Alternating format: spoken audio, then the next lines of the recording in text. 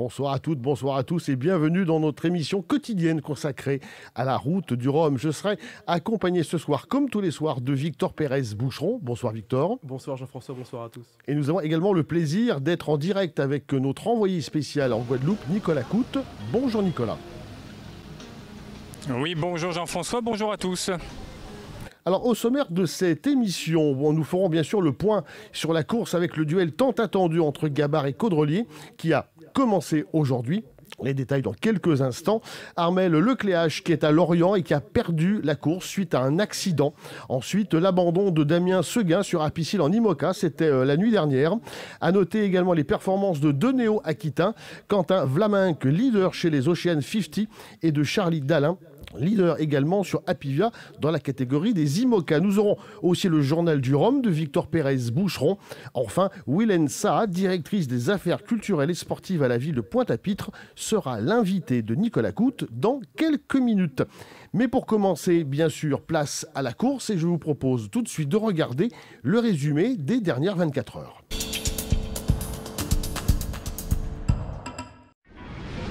Après avoir laissé le Cap Fréhel dans leur sillage, les marins engagés sur cette 12e édition de la route du Rhum destination Guadeloupe ont vécu leur première nuit en mer. On va sortir les frontales, on va pas tarder à se faire à manger parce que la nuit va être compliquée. On a bien attaqué. La sortie de manche a été vraiment dure. Beaucoup de virements de bord, c'est un peu une manœuvre très violente. Pas mal de courants, pas mal de virements. C'était pas facile de se mettre dedans. Mais ça y est, on est à la pointe bretonne, maintenant en direction le large. Et puis je vais pouvoir enfin dormir un petit peu. En IMOCA, suite à sa collision avec Oli hier, Kojiro Shireshi a dû renoncer à la course. Engagé en Rhum multi, Oren Nataf a déchiré sa grand voile et a signifié son abandon à la direction de course ce matin. À noter un autre abandon, cette fois-ci en classe 40, celui d'Antoine Magré après avoir heurté des cailloux au large de l'île de Bas. Suite à cette première nuit mouvementée, plusieurs skippers ont dû faire escale pour réparer leur monture, notamment Armel Lecléache qui a cassé la dérive de son maxi trimaran et fait route vers l'Orient. En mer, le moral est au beau fixe. Trop content d'être sur l'eau, quoi. Temps de ouf là, le lever de soleil, ça fait trop du bien. À la sortie de la pointe bretonne, les concurrents mettent le clignotant à gauche, direction la Guadeloupe. Voilà, donc ça c'est la pointe du Conquet, je crois. Et c'est la dernière fois qu'on voit la France. A plus.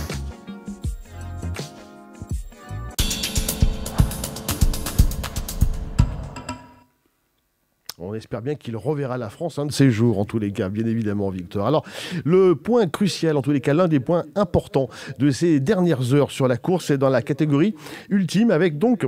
On vous l'annonçait tout à l'heure, le fameux duel entre Charles Caudrelier et François Gabard qui a commencé, vous pouvez le voir à l'image sur cette animation. Et les deux leaders se sont vraiment battus toute la journée, vers 15h, 16h. C'est même François Gabard qui était en tête. Il a ensuite été rattrapé et tout juste dépassé par Charles Caudrelier il y a à peu près un quart d'heure de cela. Donc le duel tant attendu pour la victoire finale entre les deux favoris a bel et bien commencé. Pour continuer de parler sur Charles Caudrelier que vous voyez donc à l'écran, il avait été pénalisé, souvenez-vous, après le départ. Il faisait partie des 16 bateaux qui avaient ce que l'on appelle volé le départ. Et après une réclamation qu'il a portée, eh bien, tout simplement, la course a finalement décidé qu'il n'était pas coupable de ce qu'on lui reprochait. Il encourait une pénalité. Et vous savez, ce genre de pénalité, eh bien, ça dure tout simplement 4 heures où on tourne en rond. Et c'eût été quasiment la fin des espoirs pour Charles Caudrelier, surtout quand on voit, eh bien, la belle course que fait François Gabard. Mais l'autre information de cette journée, c'est bien sûr, malheureusement, encore une fois, les malheurs d'Armel Lecléache qui a cassé sa dérive la nuit dernière sous le fond du bateau. Il a été rapatrié sur l'Orient pour justement faire quelques réparations et espérer reprendre la route de cette route du Rhum. Il était à nos micros cette nuit pour expliquer justement les circonstances de l'accident. Quelques secondes, tout s'est arrêté, il y a eu un grand crack et puis J'ai vu des morceaux passer derrière l'arrière du bateau et j'ai très vite compris que c'était la dérive. J'étais au près, il y avait un petit peu de mer, un peu de vent, mais tout à fait maniable, passable. On avait déjà navigué dans des conditions beaucoup plus difficiles avec cette dérive-là. Donc aujourd'hui, je ne m'explique pas ce qui s'est passé, pourquoi ça a cassé. Malheureusement, la dérive, quand elle a cassé en plusieurs morceaux, elle est venue taper la coque. Et il y a quelques beaux impacts, dont un ou deux qui traversent entièrement la coque. Donc là, l'objectif, c'est d'essayer de voir comment on peut réparer ça dans un délai raisonnable. Aujourd'hui, au niveau météo, on sait que jusqu'à samedi soir, on peut repartir dans des conditions correctes. Après, il y a de nouveau des conditions qui se dégradent.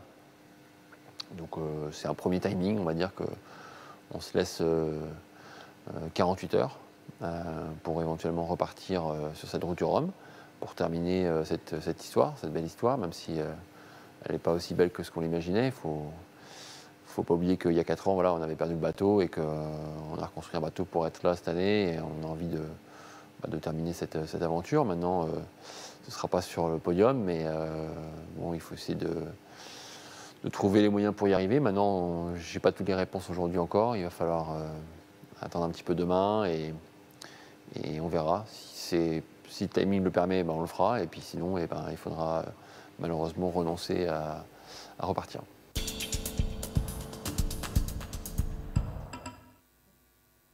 À 45 ans, Armel Lecléache, il a quasiment tout gagné. 3 solitaires du Figaro et puis un Vendée Globe et 2 autres podiums. Nicolas, vous êtes avec nous en direct de la Guadeloupe. Est-ce que l'on peut dire, Nicolas, qu'Armel Lecléache a tout simplement la poisse ? Écoutez, en tout cas, ce qui résume parfaitement sa vie et la vie de ce bateau, c'est qu'il est l'image des deux couleurs. Il ne voulait voir que du bleu avec le bleu de son bateau, mais finalement il va broyer du noir avec le bleu et noir de son maxi Banque Populaire 11. Armel Lecléache, malchanceux pour la 3e fois consécutive. Ça fait 3 fois de suite qu'il ne pourra pas gagner alors qu'il l'avait fait de cette route du Rhum son objectif. 3 fois de suite qu'il est victime soit d'un problème de santé ou alors pour la 2e fois consécutive d'une avarie technique. Peut-être qu'il repartira. Il n'a pas définitivement abandonné. Toujours est-il que Armel Lecléache a vu là un sérieux coup de frein, pour ne pas dire la fin de cette 12e édition de la route du Rhum destination Guadeloupe. Lui qui rêvait de faire comme l'an dernier lors de la Transat Jacques Vabre à Fort-de-France où il avait terminé 3e de la catégorie des ultimes. Nicolas, dans l'entretien qu'il nous a accordé, on voit également, bien sûr, une émotion incroyable pour Armel Lecléache. On sent toute sa déception.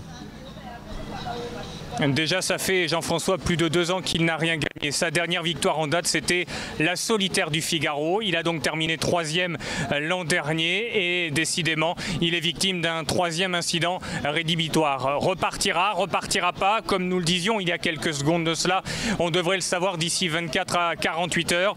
Le scénario est plutôt pessimiste pour Banque Populaire 11 et l'équipe d'Armel Lecléache, le natif de Saint-Paul en Bretagne, est aujourd'hui immensément déçu, on peut le comprendre. Vous parliez d'émotion, il faut savoir que ça met fin, un sérieux coup de frein, même à plus d'1 an de préparation et de travail acharné, assidu de la part de la vingtaine de personnes du staff de Armel Lecléache. Il faut savoir qu'un bateau c'est 13 millions d'euros, un budget de fonctionnement c'est 5 millions, 18 millions d'euros qui ont été dépensés. Le bateau restera là, mais cette année de fonctionnement-là est une perte sèche dans le cas où il y aurait un arrêt soudain subi de la part d'Armel Lecléache et de son bateau Maxi Populaire 11.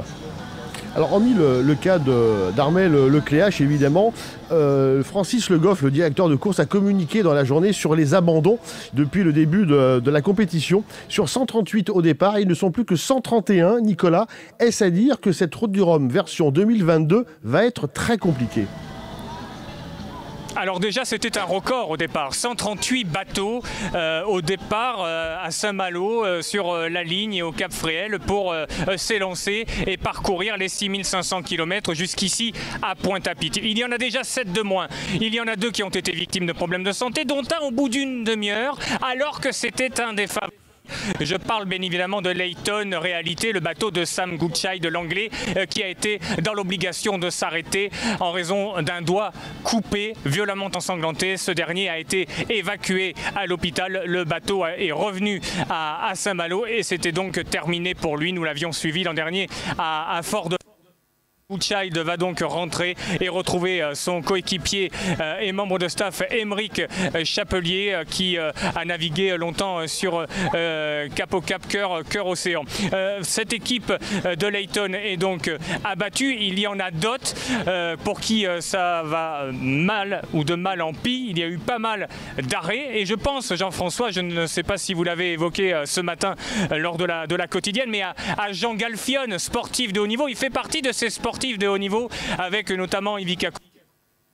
Eh bien, Jean Galfione s'est arrêté, il a procédé à la réparation technique qui était nécessaire, il a repris le chemin de Pointe-à-Pitre et au final, eh bien, lui qui avait fait de cette route du Rhum un objectif, eh bien, il ne peut que constater les dégâts comme bon nombre de skippers qui finalement ne pourront s'imposer, mais qui tenteront le tout pour le tout en tentant de terminer la course malgré tout, plutôt que de mettre 7 à 15 jours, eh bien, même s'ils mettent 3 semaines, ce n'est pas grave. L'essentiel est de terminer ou de participer. Tiens, ça me rappelle une certaine maxime du baron Pierre de Coubertin. Que nous connaissons bien en effet. Merci Nicolas et on vous retrouve dans quelques minutes avec votre invité, toujours en direct bien sûr, de Pointe-à-Pitre. Alors on vient de parler avec Nicolas Coute effectivement de ceux qui ont eu la malchance de déclarer forfait dans cette compétition, mais heureusement il y en a donc 131 qui sont en course et je vous propose tout simplement de regarder les classements. Avec, bien sûr, pour commencer, le classement des ultimes. Alors, c'est Charles Caudrelier qui est en tête au moment où nous parlons, mais il était devancé en milieu d'après-midi, je vous le rappelle, par François Gabard. Donc, les 2 premiers sont vraiment à quelques hectomètres l'un de l'autre. Ensuite, vous avez Thomas Covey qui fait une magnifique course et qui est 3e depuis quasiment le début de cette compétition. Attention, 4e, Francis Joyon, le tenant du titre, est un petit peu plus loin, mais il est en embuscade et pourrait bien profiter d'erreurs de ses concurrents. 5e, Yves Leblévec, qui de son côté aussi fait une course régulière, suivi de Arthur Levaillant, qui est originaire, comme vous le savez, de la région. 7e, Romain Pillard, qui lui aussi avait connu quelques pépins. Il s'est arrêté en cours de route au bout de 24 heures. Il vient à l'instant de reprendre également le chemin du large. Et puis donc pour terminer, vous l'avez entendu il y a quelques minutes, Armel Lecléache qui est donc à Lorient, qui est 8e, dernier pour le moment, mais qui n'a pas abandonné la course. On devrait avoir des nouvelles justement du skipper français dans le courant de la nuit. Du côté des Ocean 50, un cocorico, si j'ose dire, pour notre région, puisque c'est Quentin Vlaminck qui est en tête de cette catégorie. Il devance Thibaut Vauchel-Camus. Armel Tripon est 3e. Ensuite, vous avez Erwan Leroux, qui est l'un des favoris, qui est en 4e position et qui pourrait lui aussi réaliser une très belle fin de course si les conditions le permettent. Sébastien Rogue est 5e. Éric Perron est 6e. Et enfin, Gilles Lamiré est 7e. Et on vous le rappelle, il est noirci sur l'écran. C'est Sam Goodschild qui donc a abandonné au bout de 30 minutes de course, blessé, mais heureusement, et vous le savez, ces jours ne sont pas en danger. Du côté des IMOCA, cette fois-ci, c'est Charlie Dalin. Là aussi, cocorico pour notre région qui, pour le moment, est en tête dans la catégorie des IMOCA. Il devance Louis Duc et Guirec Soudé sur Freelance.com. Là aussi, en IMOCA, des records pourraient être battus si la météo le permet. Et puis enfin, 4e classement que l'on vous propose ici à l'antenne, le classement des classes 40 avec Corentin Douguet en première place devant Yann Lipinski, un ancien sportif que vous avez bien connu. Et enfin, Alex Méran qui est 3e de ces classements. Il est l'heure à présent de passer à ce que l'on appelle ici dans cette émission le journal du Rhum. Tout de suite, je cède la parole à Victor Pérez-Boucheron.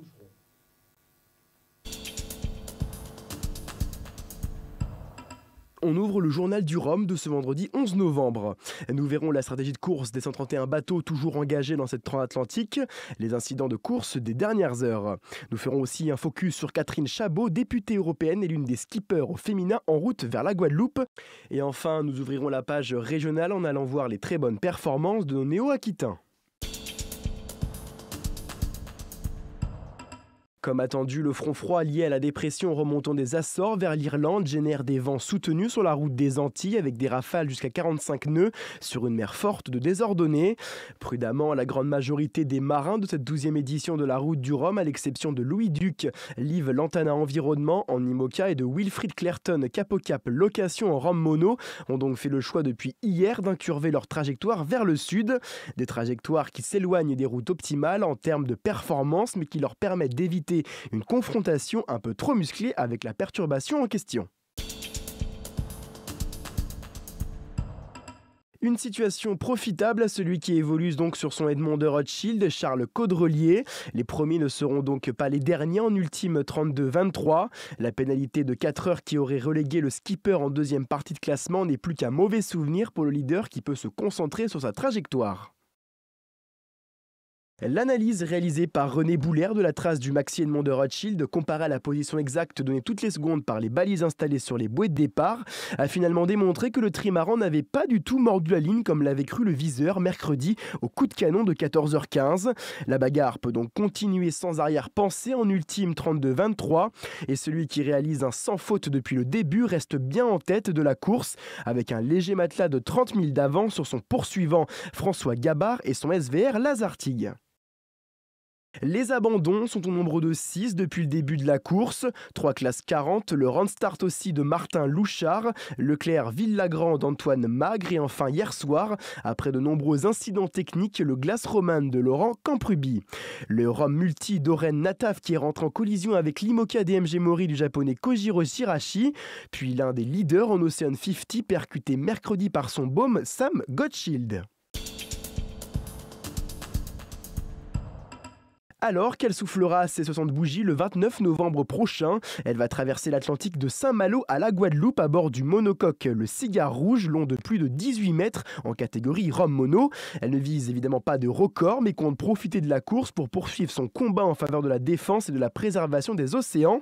Catherine Chabot qui a déjà traversé l'Atlantique à 15 reprises, dont 4 fois en solitaire. Lors de la 3e édition du Vendée Globe 1996 à 1997, elle est devenue la première femme à terminer un tour du monde à la voile, en solitaire, en course et sans escale. Alors mon histoire avec le Rhum, c'est drôle parce que je l'ai raconté il y a 4 ans dans un ouvrage publié chez Glénat qui s'appelle Parfum de Rhum. C'était une commande. J'imaginais pas que 4 ans plus tard, j'allais recommencer. Et en fin de compte, ce qui amusait Glénat, c'est qu'en fin de compte, j'ai une histoire avec tous les Rhums, sauf le premier, 78. Mais 82, je faisais mon école de journalisme, je rêvais, j'avais entendu dire qu'on pouvait rentrer avec un bateau de la course, on pouvait le convoyer, etc. Et je suis allée au PC à Paris, vous savez, c'était la Bulle Thompson à l'époque. Je connaissais un peu Christian Février, un grand photographe de voile et journaliste, qui m'a dit, il m'avait donné le contact d'Alain Gabet, je crois, ou je ne sais plus qui. Bref, j'ai jamais réussi à contacter personne. J'ai quand même pris le risque de prendre un billet d'avion. Je suis arrivée en Guadeloupe et bien évidemment, les bateaux repartaient quelques mois plus tard. Et moi, j'étais dans mes vacances scolaires de mon école de journalisme. En revanche, je suis montée dans la marina de Pointe-à-Pitre sur critères. C'était critère 8 à l'époque, déjà. Et je me suis mise, il faisait nuit, j'étais toute seule dans le port, je me suis mise à la barre. Je me suis dit un jour, je courrai le Rhum. Voilà, 82, 86, j'ai dû suivre les départs, bien évidemment. Je travaillais pour la revue Thalassa. Et on avait créé un petit magazine qui s'appelait J-4, J-3, J-2, J-1, J. Voilà, et puis j'ai suivi 90, je travaillais pour le PC Presse quand Florence a gagné. J'étais à la maison de la radio, PC Presse. Et puis c'était l'année aussi où Elvard, je crois, avait chaviré. 94, bref, etc., etc. Jusqu'à il y a 4 ans. Alors quand j'ai arrêté la course au large, on me sollicitait pour faire les commentaires au départ. Et puis il y a 4 ans, il y a 5 ans, Jean-Marie, avec qui je vis depuis quelques années maintenant, 17 ans, rêvait depuis l'enfance d'écrire la route du Rhum. Il a décidé, Il cherchait un bateau, il a retrouvé ce bateau à l'état d'épave, il allait partir à la casse, il a racheté une poignée de dollars comme on dit, il l'a fait restaurer par un super chantier et le bateau, et il a couru la route du Rhum il y a 4 ans, il a fini 4e. Je suis devenue femme de marin pour la première fois de ma vie. Ça n'a pas été forcément l'aventure la plus facile. Et c'était lui qui était inscrit pour cette édition. Et il y a 1 an, finalement, en discutant tous les deux, lui, plus ça allait, moi je le sentais motivé, plus ça allait, moi j'avais super envie de retourner en mer. Voilà comment ça s'est fait. Avec la double casquette, difficile de conjuguer donc la vie de députée européenne et de navigatrice. Explication. Pas que simple, non, de décider de me lancer dans ce défi alors que je suis députée européenne depuis 3 ans et demi. Et donc la première question était de savoir comment c'était jouable dans mon programme de députée. Et finalement, puisque l'une de mes motivations et l'un de mes défis, c'est de donner la lumière, et grâce à vous je la donne, à tous les enjeux que je porte au Parlement européen, que j'ai du mal à valoriser. Finalement, je suis dans le cadre de ma mission de députée européenne, c'est ce qu'on m'a dit. Et donc, voilà. Après, depuis le début de l'année, je m'étais dit, je vais naviguer, je vais avoir un super programme de navigation, sauf que je bosse beaucoup. Et que même juste depuis la Dream Cup, qui a été cette course qualificative que j'ai courue au mois de juillet, je pensais naviguer tout l'été, tous les week-ends, à la rentrée pareil. Sauf qu'on a des semaines au Parlement, que ce soit à Bruxelles ou à Strasbourg, qui sont très denses. J'ai porté une résolution sur l'océan que j'ai fait voter il y a 3 semaines. Un texte sur la décarbonation du transport maritime qu'on a voté la semaine dernière. Et donc, impossible, le week-end, mais j'étais sur les genoux, quoi. Bon, depuis 20 ans, j'ai continué à naviguer en famille, en couple, en croisière ou même en course, y compris sur ce bateau. On a couru le Fastnet aussi avec. Mais bon, je ne m'attendais pas du tout. Oui, non, c'est un sacré défi quand même, surtout physique pour moi. J'ai un petit souci de genou, ça c'est l'âge. Je fête mes 60 balais à la fin de l'année. Une autre motivation d'ailleurs pour moi de partir. Donc je me suis surtout occupée de mon physique. Même la côté musculation, j'ai pas fait tant de choses que ça. Voilà, je me rends compte que finalement c'est comme le vélo, on n'oublie pas. Et en revanche, il fallait que la bonne femme soit un peu d'équerre. Et puis, par exemple, il y a une voile que j'ai pas réussi à sortir de la soute à voile pendant la Dream Cup. Je me suis dit, tant pis, je l'embarque pas. Donc, je pars avec suffisamment de voiles, mais avec des voiles qui ont 4 ans. On a décidé de ne pas refaire de peinture, de ne pas refaire de voile. Je pars en amateur, je ne vais pas commencer à dépenser des sous. Mon objectif, c'est avant tout d'arriver. J'ai couru donc la route du Rhum en 98 sur le bateau de mon 2e Vendée Globe, qui était plus rapide que celui-là. Et malheureusement, je n'ai pas pu réaliser le tour de la Guadeloupe, puisque j'ai ma tête de mât qui a cassé à quelques jours 600 000 de l'arrivée. Et donc j'ai déjà un objectif, c'est de boucler cette course en course. Après, sur le papier, mon bateau dans la flotte des Rhum Mono, il peut faire un podium. Donc bien évidemment, je suis très excitée à essayer de mettre celui qui va être le favori, c'est Jean-Pierre Dick avec son bateau qui est quand même beaucoup plus rapide. Je vais essayer d'en mettre un maximum derrière, mais voilà, l'objectif c'est déjà d'arriver. On ouvre désormais la page Nouvelle-Aquitaine avec de très très belles performances de nos marins néo-aquitains.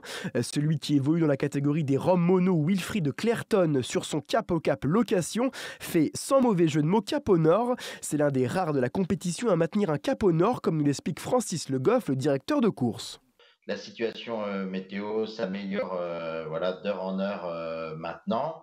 On a quand même 2 bateaux tout au nord de la flotte, Louis-Duc, notamment sur Fives-Lantana, et puis Clitter avec Wilfried Clairton qui ont choisi une route très très à l'ouest, qui sont bien secoués avec de la grosse mer et du vent. Ça va encore durer un peu. Par contre, pour le sud de la flotte, d'ailleurs, on a vu les vitesses se réduire, y compris en IMOCA. Donc là, la situation s'améliore. Dans la catégorie des Ocean 50, Arkema et Quentin-Vlaminck, évoluant à 20 nœuds et à 2800 000 nautiques de Pointe-à-Pitre, est en tête. Celui qui est originaire de Biscarrosse en Gironde est talonné par Thibaut Vauchel-Camus. Mais au vu des différents choix stratégiques du néo-aquitain, il ne devrait être pas trop importuné.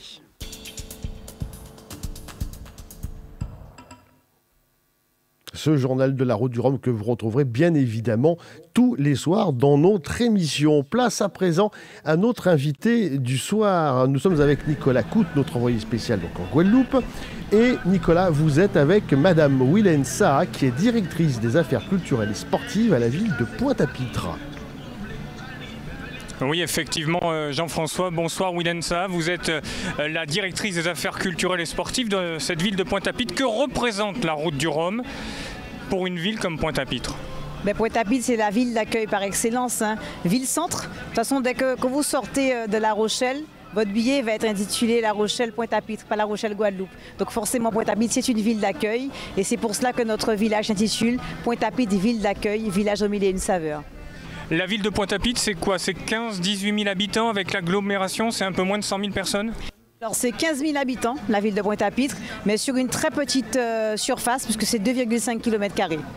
Parlez-nous du centre d'activité de cette ville de Pointe-à-Pitre. On en profite parce que ce soir, dans ce Océanos consacré à cette 12e édition de la Route du Rhum, destination Guadeloupe, on va faire un focus avant de recevoir Harry Durimel dimanche. D'ailleurs, je vous donne rendez-vous ici même, place de la Victoire à Pointe-à-Pitre. Le maire Europe Écologie Les Verts de Pointe-à-Pitre sera notre invité.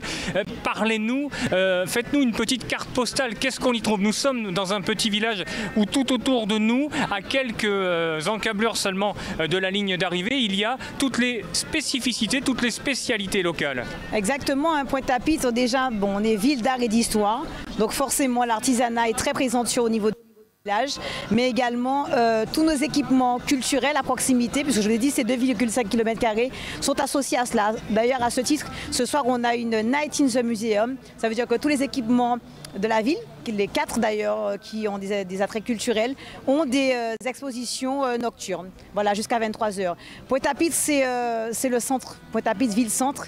Et là, on a vraiment voulu, sur la place de la Victoire, donner l'occasion à la population guadeloupéenne et également à tous les touristes qui vont venir pour cette route du Rhum, de profiter à la fois des bateaux, puisque tous les IMOCA seront amarrés dans la Darse, donc face au village, et 2 ultimes, et tout en même temps en développant économiquement la ville, parce qu'on a associé les commerçants du centre-ville, également les agrotransformateurs, on a également les artisans qui sont présents et les stands culinaires, puisque les saveurs, ça passe aussi par le culinaire. Donc il y a de très très bonnes choses à déguster sur notre village. Bien évidemment, tout cela, c'est avec modération, vous l'aurez compris. Jean-François, parlons avec vous, si vous le voulez bien, de ce côté sportif de la ville de Pointe-à-Pitre et de cette belle île qui est la Guadeloupe, ville de sport aussi. Je me rappelle, alors ça ne me rajeunit pas, mais être venu régulièrement commenter des équipes de football lors des Tours de France, Tours de Coupe de France de football, lorsque les métros venaient jouer ici contre l'Étoile Mornalo, contre les Abîmes notamment. Ça existe toujours tout cela? On a toujours ce dynamisme. D'ailleurs, on a des équipes telles que l'ASS, la Red Star qui continuent de briller. Ce sont des équipes pointoises. Après, au niveau du sport, l'escrime aussi. On a des champions qui sont au judo aussi. Pointe-à-Pitre, c'est une ville vraiment cosmopolite. Plusieurs nationalités y sont, mais avec un vivier associatif très fort. Et donc forcément, le sport a une part belle. Les arts martiaux brillent beaucoup à Pointe-à-Pitre. J'ai parlé du judo, mais il y a également le taekwondo et surtout l'escrime. En tout cas, je ne sais pas si vous l'entendez derrière nous, on a un DJ qui assure, parce qu'on se remémore les meilleurs standards. Les standards de cette route du Rhum nous font remémorer également qu'il s'agit d'une des courses les plus difficiles au monde. Cette 12e édition a déjà fort bien commencé. On parlait tout à l'heure de l'abandon au bout d'une demi-heure de Sam Goodchild sur Layton. On vient de parler de l'arrêt pour avarie technique en raison d'une dérive cassée pour Armel Lecléac sur Banque Populaire 11. Est-ce que les Guadeloupéens s'intéressent de près ou de loin, mais plutôt de près, à cette route du Rhum à la voile? Mais déjà, nous avons des skippers guadeloupéens qui sont attendus avec impatience. Dans ce cadre, il y a 2 jours, nous avons rendu un hommage aux skippers d'hier et d'aujourd'hui, et notamment mis à l'honneur nos 7 skippers guadeloupéens qui participent à cette transat difficile, mais qu'on attend de pied ferme. On attend les 138 skippers, mais nos Guadeloupéens, bien entendu, on leur réservera un accueil à la hauteur de l'épreuve qu'ils viendront de subir. Alors que l'on parle régulièrement d'écologie et de développement durable dans toutes les compétitions, qu'il s'agisse de football, de Formule 1 et de voile, est-ce que l'on peut envisager un jour de voir une traversée retour? Exemple, une transat Pointe-à-Pitre, La Rochelle, Pointe-à-Pitre, Bordeaux, Pointe-à-Pitre, les Sables d'Olonne. Est-ce que c'est dans les cartons ? Alors, en tout cas, la ville de Pointe-à-Pitre se tient prête à toutes les opérations qui visent à promouvoir son territoire et valoriser justement ses sportifs. Donc, si la ville doit s'associer à quelque chose comme ça, c'est volontiers que l'équipe municipale, surtout que notre maire, c'est un vert par excellence, un écologiste par excellence, qu'il s'associera à cette opération si tant est qu'elle voit le jour. Donc, la balle est dans le camp des organisateurs de la Route du Rhum. Nous, on est prêts. C'est intéressant ce que vous dites parce qu'en Nouvelle-Aquitaine, mais pas seulement, il y a de plus en plus d'élus d'Europe Écologie Les Verts, comme ici même à Pointe-à-Pitre. Est-ce que, comme en Nouvelle-Aquitaine, vous mettez par exemple des éclairages LED dans les stades, des panneaux solaires pour que les infrastructures soient autonomes? Est-ce que vous êtes déjà là-dedans? Est-ce que économiquement, on sait que les élus ont hérité d'une ville profondément endettée? Est-ce que aujourd'hui, vous en avez les moyens de cette politique écologique et de développement durable? Alors j'ai envie de dire que les moyens, on se les donne. Ça fait 2 ans que l'équipe politique est en place. La première chose, c'était d'apurer les dettes. On y arrive. Le maire a récemment fait son bilan de mandature. On y arrive progressivement et 2023 va laisser augurer des perspectives d'investissement. Bien entendu, l'éclairage public qui était défaillant à Pointe-à-Pitre, on s'orientera vers quelque chose de propre et de durable. Là, il a fallu faire dans l'urgence parce qu'il y a beaucoup de quartiers qui n'étaient pas éclairés et Pointe-à-Pitre devait être à la hauteur de ce qui se passe sur son territoire, sur 2,5 km². C'est 3 villages d'envergure. Donc il fallait qu'on puisse permettre aux personnes de pouvoir profiter de la fête en étant éclairées. Mais c'est clair que c'est une volonté politique affirmée de s'orienter vers quelque chose de durable au niveau d'éclairage. Et une transat à base de bateaux solaires. On sait que c'est dans les cartons que les pôles recherche et développement des plus grandes écuries, notamment celle des Ultimes, ils travaillent d'arrache-pied. C'est également envisageable. Autre question pour vous en tant que patronne des affaires culturelles et sportives de cette ville de Pointe-à-Pitre. Est-ce que ce n'est pas aussi un moyen que de remercier les personnels techniques qui œuvrent tout au long de l'année, que ce soit dans les infrastructures sportives, mais aussi, vous parliez des musées tout à l'heure, culturels de cette ville? De toute façon, ce village a été permis et conçu grâce aux collaborateurs. Effectivement, la volonté municipale y était que d'animer cette place, de lui redonner vie. Pour ceux et celles qui connaissent Pointe-à-Pitre, la place de la Victoire, c'est un lieu mythique, une des plus grandes places, 9700 mètres carrés, avec une ouverture sur la mer exceptionnelle. Pour pouvoir permettre et mettre tout ça en œuvre, il fallait forcément une volonté, mais particulière, des agents de la commune. Particulièrement les services techniques qui ont été très mobilisés pour remettre tout ça au goût du jour, pour rehausser l'éclat de la ville, et les agents de ma direction, la direction des affaires culturelles et sportives, et la police municipale qui est vraiment mobilisée autour de cette affaire. Oui, parce qu'on ne s'imagine pas, c'est vrai que pour nous les métropolitains, on pense qu'il s'agit d'une organisation tout à fait banale, mais imaginez-vous un instant l'envergure de l'organisation de cette compétition pour une île dont la superficie est plus ou moins similaire à la Corse. Ça reste quand même géographiquement restreint et surtout avec des contraintes techniques et logistiques d'envergure là aussi, et qui peuvent s'avérer régulièrement plutôt problématiques. On attend à Pointe-à-Pitre d'ici les jours qui viennent plusieurs dizaines de milliers de spectateurs. Vous le voyez, vous l'avez vu au travers des images d'illustration qui vous ont été envoyées tout à l'heure. Il y a pas mal de barriérage, pas mal de sécurité d'ores et déjà à moins de 96 heures de l'arrivée, ou tout du moins du fait que certains bateaux puissent pointer le bout de leur nez au nord de la Guadeloupe avant d'arriver derrière nous ici à Pointe-à-Pitre. Merci Nicolas et merci à Madame Willen Saad d'avoir répondu à vos questions. Nicolas, on vous retrouve dans quelques minutes en fin d'émission. On enchaîne évidemment avec l'une des rubriques clés, l'une des rubriques phares de cette émission quotidienne depuis maintenant hier, c'est très récent. C'est un sujet tout simplement que l'on appelle le on-board. Ce sont des images capturées par les skippers eux-mêmes et diffusées par les réseaux sociaux en général. Victor vous a fait une petite compilation des meilleurs moments. Je vous invite tout simplement à les regarder.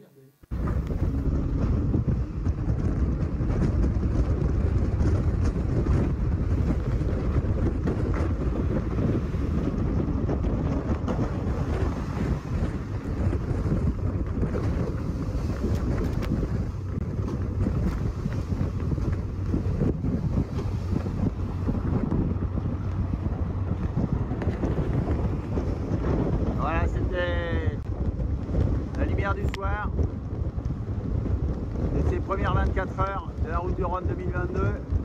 Deuxième coucher de soleil, un peu plus sympa qu'hier. Encore qu'hier c'était beau, mais on n'était pas très contemplatif hier.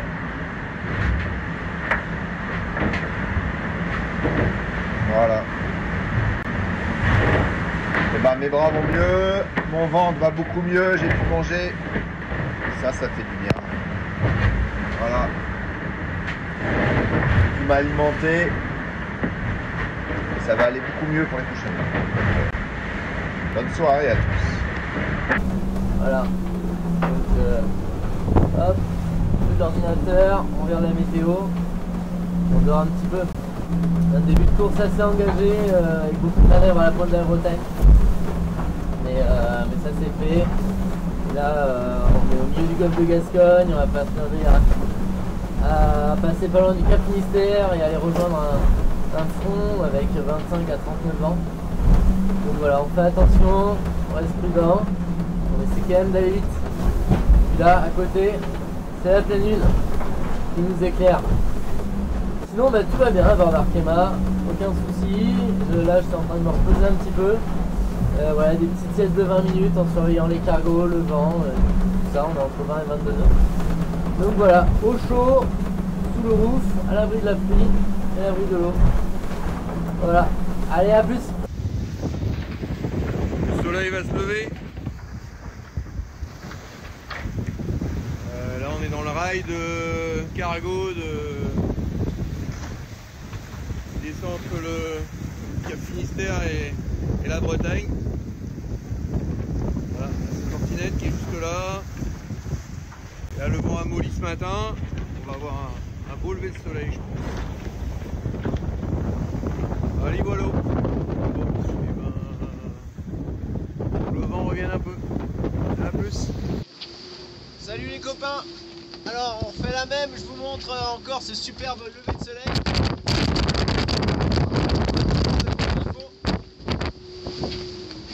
Voilà, donc nous sommes vendredi matin. Hop, ça fait déjà 2 nuits qu'on est en mer. Bonjour à tous, à bord de Dopamine Sailing Team, tout va bien. Il fait pas très beau, mais déjà il pleut pas. Donc première nuit à bord, ça s'est pas trop mal passé, mis à part qu'il a fallu que je rattrape mes 4 heures de pénalité dues à mon petit départ anticipé. Mais bon voilà, donc j'ai perdu forcément un petit peu de temps, un petit peu de place, mais je vais essayer de rattraper tout ça. Et puis 4 heures effectivement sur une transat, c'est pas tant que ça. Je suis au taquet, le bateau va bien, moi aussi, j'ai pu me reposer du coup cette nuit.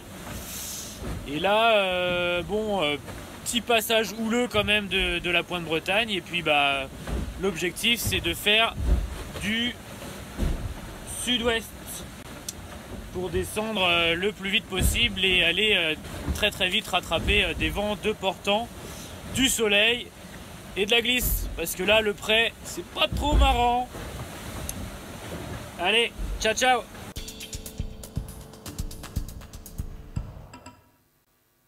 Des images sympas, des images réelles, comme on dit, pris au cœur de la course dont on ne se lasse pas. On les avait vus déjà un petit peu hier, on en a vu ce soir, et évidemment, comme je vous l'annonce, on retrouvera cette rubrique tous les soirs dans notre quotidienne. Ensuite, alors après on va dire le témoignage, le vrai témoignage, Victor, nous avons la course version digitale. Là aussi, on en a parlé déjà hier dans cette quotidienne. Vous vous êtes inscrit, rappelons-le, à ce que l'on appelle la Virtual Regatta.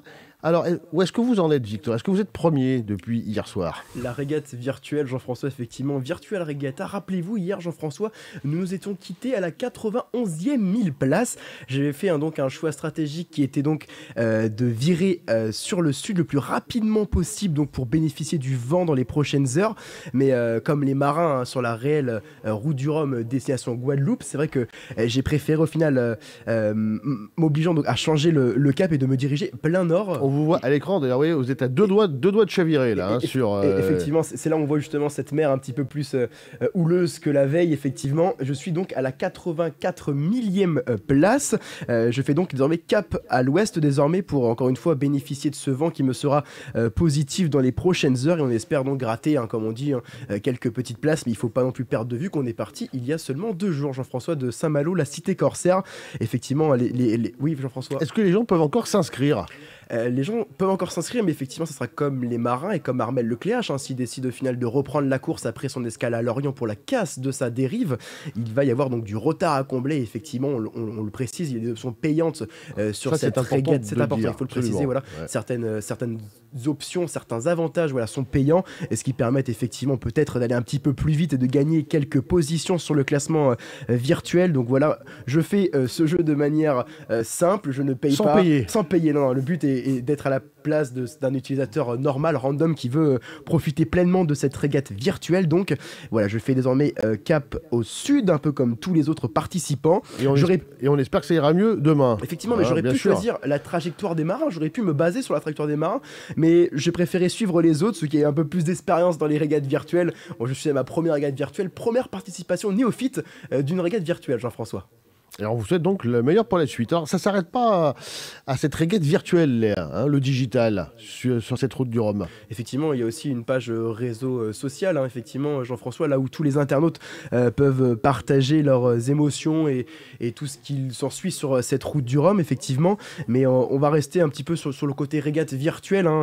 C'est quelque chose qui va se poursuivre sur plusieurs jours, qui se poursuit sur plusieurs événements. La Transat Jacques Vabre, la Transat du Figaro, le Vendée Globe. Là, on est sur une période un petit peu plus courte. On est sur 7-8 jours, donc comme le disait Nicolas, en direct de Guadeloupe dans 96 heures, les marins et les ultimes devront pointer leur bout de leur nez, effectivement, et on pourra se donner plusieurs échéances au fil du temps des prochains jours, Jean-François, sur cette virtuelle régata. Je vais m'efforcer, je vais faire de mon mieux pour au final apporter ce bateau Victorna Media au plus haut du classement français. Il y a d'autres choses sur les réseaux sociaux ? On est bon pour ce soir, Jean-François. C'est vrai que la journée est un peu plus calme sur les réseaux sociaux au niveau des tweets des internautes et des réactions sur Twitter, Facebook, Instagram, TikTok. Pas trop de vagues au final, si je puis dire, si je peux employer le jargon du nautisme. La vague digitale, non, ce n'est pas emparé du hashtag Route du Rhum destination Guadeloupe. Et puis on ira voir aussi dans les prochains jours, Victor, si nos amis guadeloupéens s'emparent également de la course de manière digitale. Ils s'emparent de la course de manière terrienne, si l'on peut dire, ou insulaire.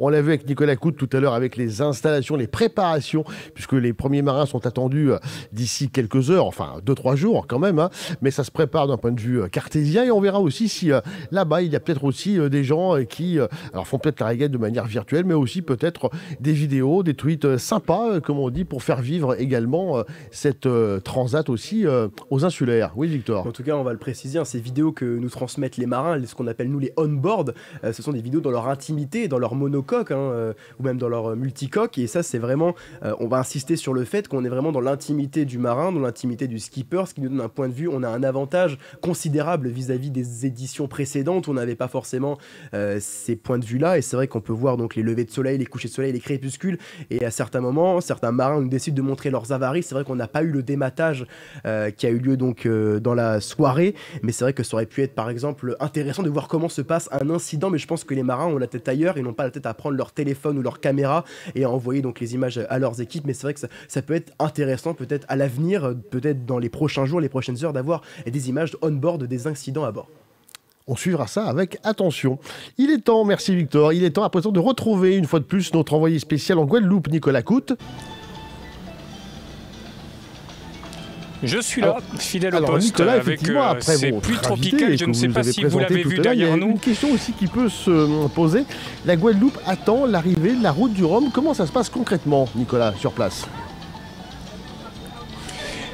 Eh bien écoutez, c'est plutôt fleuri, plutôt coloré ici à Pointe-à-Pitre, avec un village qui a été inauguré hier avec un spectacle géant qui a réuni un peu plus de 10 000 personnes.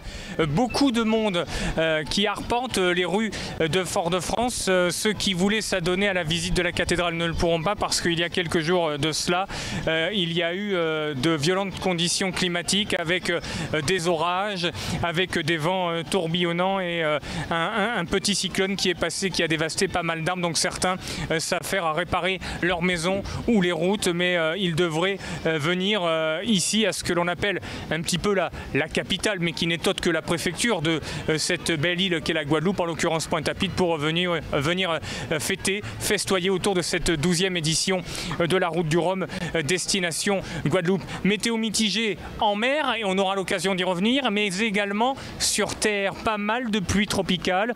Le mercure varie entre 30, 32, voire 33 degrés, mais lorsque vous êtes au pic du soleil comme à l'instant même où le soleil tape, vous pouvez aller jusqu'à 38 voire 40 degrés avec des pluies tropicales qui peuvent arriver d'un instant à l'autre, ce qui fait que, y compris pour les organisateurs, cela est relativement difficile, et du coup tout le monde a pris la décision de mettre ces espèces de toiles de tente un petit peu partout dans la ville. Donc il y a tous ces petits chapiteaux blancs pour tenter de se protéger soit du vent, soit de la pluie, soit du soleil, ou des trois, parce que les trois peuvent arriver et intervenir en moins de 5 minutes d'intervalle, ce qui est assez perturbant. Ça pourrait être facilitateur pour les conditions de travail, mais ça peut être perturbant parce que le matériel, tout à l'heure, la sonorisation de la ville de Pointe-à-Pitre souffrait. Ça a été le cas de notre caméra hier. C'est également le cas du matériel de l'organisateur OC Penduic, dont on recevra le directeur général demain, ici même, en invité depuis Pointe-à-Pitre. Il s'agit de Joseph Bizarre. Alors, c'est vrai, la météo est là. Les festivités vont commencer. Ça va monter crescendo petit à petit. Vous savez, en Guadeloupe, Jean-François, Victor, on commence lentement, mais on termine sûrement. Et c'est un peu le leitmotiv de cette animation, de ces festivités ici en Guadeloupe. Nicolas, outre donc le côté animation qui va monter crescendo, comme vous le décrivez si bien, nous de Métropole, on ne sait pas tout évidemment. Est-ce que les équipes sont arrivées également sur place? Est-ce que est-ce que tout le monde est arrivé, ou est-ce que tout le monde s'installe? Est-ce qu'il y a des gens qui sont encore dans des avions? Comment au niveau professionnel les choses s'organisent concrètement? Alors, c'est effectivement un domaine, et une excellente question, un domaine à aborder. Parce que lorsque nous sommes partis mardi matin de Bordeaux, on a cru que nous allions être les seuls à avoir autant de galères pour arriver à Pointe-à-Pitre. Il faut savoir que nous, lorsque nous sommes partis, puisque vous savez que maintenant il n'y a plus de vol direct entre Bordeaux et Pointe-à-Pitre, on est obligé de prendre le train jusqu'à Massy, après un autobus jusqu'à Orly, puis après un avion Orly-Fort-de-France et un autre avion Fort-de-France-Pointe-à-Pitre. Je ne vous explique même pas le bilan carbone à tous les deux, vous devez vous en douter. On aurait mieux fait de venir en bateau, on aurait peut-être mis moins de temps, comme je vous le disais, qu'en avion, plus tous ces moyens de transport analogues, où on a mis finalement quasiment 24 heures pour allier Bordeaux à Pointe-à-Pitre, ce qui est du jamais vu, surtout au XXIe siècle, vous le comprendrez. On est capable, avec la 4G ou la 5G ou la fibre optique, de faire un direct avec 1 seconde de décalage, mais on met 24 heures pour faire 6500 km. Mais pourquoi pas? Les équipes techniques, les équipes sportives, les staffs médicaux, le PC de course, mais aussi les officiels des fédérations internationales et françaises. Tout le monde a eu les mêmes difficultés, c'est-à-dire qu'avant on faisait 8-9 heures d'avion et ça allait plutôt pas mal. Aujourd'hui, pour faire un déplacement, la plupart des gens ont mis entre 13 et 15 heures pour allier soit Saint-Malo, soit Paris-Orly à Pointe-à-Pitre, ce qui reste... Déjà pour le climat, vous vous en doutez bien, c'est pas forcément ce qu'il y a de mieux, parce que les avions avant mettaient 8 heures, mais maintenant, pour consommer moins de kérosène, on met 9 heures à 9h30, mais on paye plus cher. Variable d'ajustement, vous comprendrez. Mais parallèlement à ça, c'est compliqué parce que lorsqu'il s'est agi de lancer le départ de Saint-Malo mercredi à 13h15, et lorsqu'il s'est agi de faire le premier direct depuis la Guadeloupe dans le MAG que nous vous avons proposé sur NATV ce matin, il a fallu qu'une partie de l'équipe un peu comme nous d'ailleurs, partent avec 2 jours d'anticipation, c'est-à-dire qu'ils avaient gardé une présentatrice et un présentateur et une équipe technique à Saint-Malo, et l'autre équipe avait d'ores et déjà pris l'avion pour venir à Pointe-à-Pitre, ce qui a été relativement difficile à organiser parce que ce repas retardé dû aux conditions climatiques à Saint-Malo et ces creux, cette houle, et ces 3 jours de retard, ça a engendré des contraintes logistiques jamais vues jusque-là parce qu'il n'y avait jamais eu autant de monde accrédité ou de suiveurs de cette route du Rhum que lors de cette 12e édition qui a lieu en ce moment même. Toute autre question, Nicolas, mais qui est également au cœur des débats, c'est la météo. Quelle météo en mer les différents skippers devraient rencontrer la nuit prochaine? Est-ce que vous le savez? Alors déjà, je vais vous répondre, cher ami. Déjà, il faut savoir qu'on s'attendait à des conditions apocalyptiques lors du départ. D'où le fait d'avoir différé de 72 heures le départ. On est parti plutôt tranquillement. Ça s'est agité un peu cette nuit.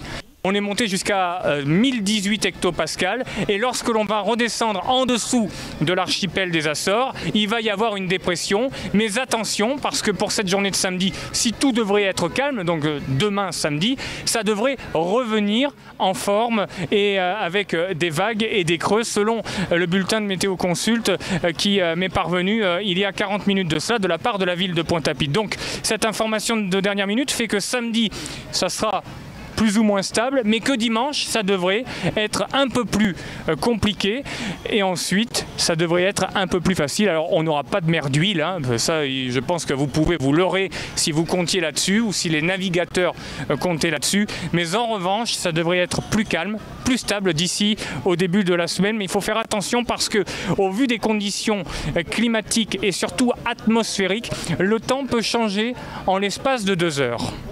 Alors justement, Nicolas, vous mettez le doigt sur quelque chose de vital parce que depuis le début de cette compétition et donc le report de 48 heures qui a eu lieu, tout le monde s'en rappelle, les organisateurs disaient on retarde ce départ justement pour favoriser notamment les records. Est-ce que en état, on peut toujours estimer que François Gabard ou d'autres pourraient battre le record, tout du moins pour les ultimes, ou est-ce que cette météo remet en cause les premières prévisions ? La réponse est ni oui ni non. Je suis désolé, ce n'est pas une réponse de Normand ou de Breton, mais c'est une réalité parce qu'on s'est rendu compte depuis le départ de cette 12e édition de la route du Rhum destination Guadeloupe que les conditions météo étaient extrêmement changeantes. C'est-à-dire que autrefois, puisqu'on appelait vulgairement, il y a encore une dizaine d'années de cela, les pistards météo, ceux qui suivaient le fil météo, on faisait des prévisions sur 6 heures, 8 heures. La technologie est telle, le changement climatique est tel aujourd'hui que on s'adapte que sur 2 heures. D'où le fait que dans chacune des équipes, ou au moins pour celles qui ont les moyens, il y ait 2 à 3 membres du staff qui sont spécialisés aux conditions de navigation et météorologiques. Donc la réponse pourrait être oui si jamais il n'y a que samedi, dans la nuit de samedi à dimanche où ça reste très perturbé avec cette dépression, puis le atmosphérique, ce qui fait que les vents vont cesser, les vagues vont se creuser et donc les bateaux vont freiner, premièrement. Deuxièmement, si jamais ça se calme et que le vent repart de plus belle et repousse ou pousse les bateaux, on peut encore croire en une arrivée le 14 novembre. Merci Nicolas pour toutes ces précisions. On vous retrouvera demain, évidemment, même lieu, même heure, avec votre invité du jour. Merci Nicolas. À demain. Merci beaucoup. À demain et bonne soirée à vous. Merci, bonne journée à vous. Merci Nicolas. Pour terminer cette émission, nous avons déniché une petite image il y a quelques instants sur les réseaux sociaux. Figurez-vous que François Gabard, qui est actuellement 2e du classement, vient de publier sur les réseaux une petite vidéo où il invite tout simplement ses supporters, et ils sont nombreux, à un live en direct, évidemment, par définition, ce soir. Je vous laisse entendre tout de suite François Gabard.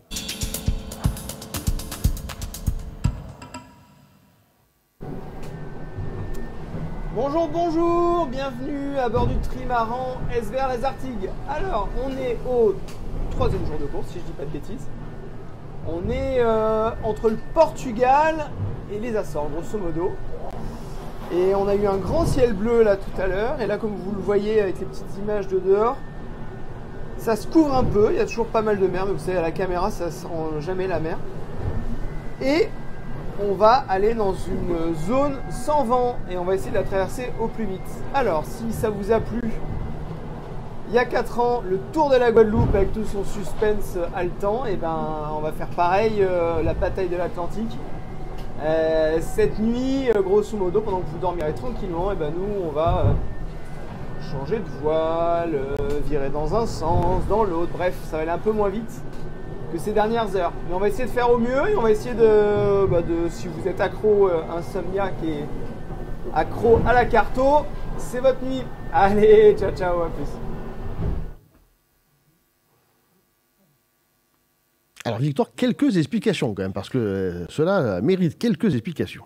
Et oui, dans une vidéo tout sourire envoyée par François Gabard, frais comme un poisson, hein, on vient de le voir. Si on peut employer ces mots-là, tout juste sorti de l'eau, François Gabard a envoyé une vidéo de son bateau SVR L'Azartigue à la terre, à son équipe, donc où il donne rendez-vous, vous l'avez entendu, à tous les passionnés de cartographie et donnant la position des bateaux donc engagés sur cette route du Rhum destination Guadeloupe. Cette route du Rhum, donc elle est loin, et cette soirée surtout, elle est loin d'être de tout repos. Donc il a dit, François Gabard, au large, juste avant le large des Açores, justement, il donne rendez-vous aux passionnés de navigation. À mon avis, ça va être une soirée en direct. Hein, c'est une soirée en direct où il va expliquer un petit peu comment marchent les appareils de cartographie, les GPS. On est loin des sextants ou des éventuelles boussoles qu'ont connu Magellan. C'est plus le capitaine Haddock. Hein. Effectivement, on connaît tous les grands navigateurs. Ça se couvre un peu, il y a pas mal de mer, mais à la caméra, ça ne rend jamais la mer. Et on va aller dans une zone sans vent, déclare-t-il donc dans une vidéo parue par son équipe. Si vous êtes insomniaque et accro à la carto, c'est votre nuit. Allez, ciao ciao, à plus. Une soirée donc qui annonce du grand spectacle sur le SVR L'Azartigue de François Gabard. C'est la première fois qu'un navigateur propose une telle immersion en direct depuis son bateau à plusieurs milles donc nautiques de la Terre donc, et de la France métropolitaine et de la Guadeloupe. Alors la question qu'on peut se poser suite à ça, c'est que ok, ça c'est pour le show, c'est pour le spectacle, c'est pour les fans, hein, comme on dit, mais François Gabard il est quand même à la lutte pour le général avec Charles Caudrelier. Il était même en tête dans l'après-midi, il s'est fait redoubler si j'ose dire par Caudrelier. Est-ce qu'il ne risque pas tout de même un petit peu de se déconcentrer, voire même de faire une erreur pendant ce live? Est-ce que c'est pas risqué, Victor? Avant de vous répondre, Jean-François, je vais donner un chiffre: 5 km, l'équivalent de 5 km d'écart qui sépare donc Charles Caudrelier, Maxime Mont de Rothschild et François Gabard et son SVR L'Azartigue. Alors maintenant, pour répondre à votre question, Jean-François, est-ce que ce live va déstabiliser et va déconcentrer le marin François Gabard? À mon avis, il y a eu un temps de réflexion, un temps d'échange avec son équipe à terre, et je pense qu'on ne prend pas une décision comme ça sur le fil, sur un coup de tête, encore moins quand on est leader ou on est du moins deuxième de la course. On ne prend pas une décision d'une telle importance. Justement, il est débarrassé plus ou moins de son ennemi un peu encombrant, hein, qui est donc Charles Caudrelier. Et est-ce qu'on peut parler de meilleur ami, meilleur ennemi, hein, voilà, seul le temps nous le dira, mais en tout cas il est grand temps à mon avis justement de voir un petit peu l'avancée de la situation. Donc, et de voir un petit peu si ce live sera utile ou non d'un côté sportif ou tant d'un côté plus pour le divertissement. Et en tout cas, même si la polémique a été mise sur pause durant la course, hein, justement à propos de cette décision pour la pénalité des 48 heures, à faire durant les 48 heures pour les limite des 4 heures, justement cette polémique est évacuée. Donc, et là, maintenant, place à la course, let and race, comme on dit en Formule 1, laissez-les courir, c'est le jeu. On va rappeler juste avant de se quitter, Victor, l'autre information de la journée, bien sûr, c'est Armel Lecléache qui est toujours à Lorient et qui répare son bateau. Hein, il a connu quelques pépins ce matin. Il a d'ores et déjà course perdue, mais il devrait, tout le monde l'espère pour lui, reprendre le large dans quelques heures, peut-être même dans une journée, mais toujours est-il que l'essentiel pour lui serait de reprendre le chemin de la course. Juste avant de se quitter, je vais vous proposer tout simplement, Victor et à vous tous, l'image du jour. C'est Nicolas Troussel sur Corum l'Épargne en IMOCA. La régie va nous inviter, voilà, à découvrir ces fabuleuses images.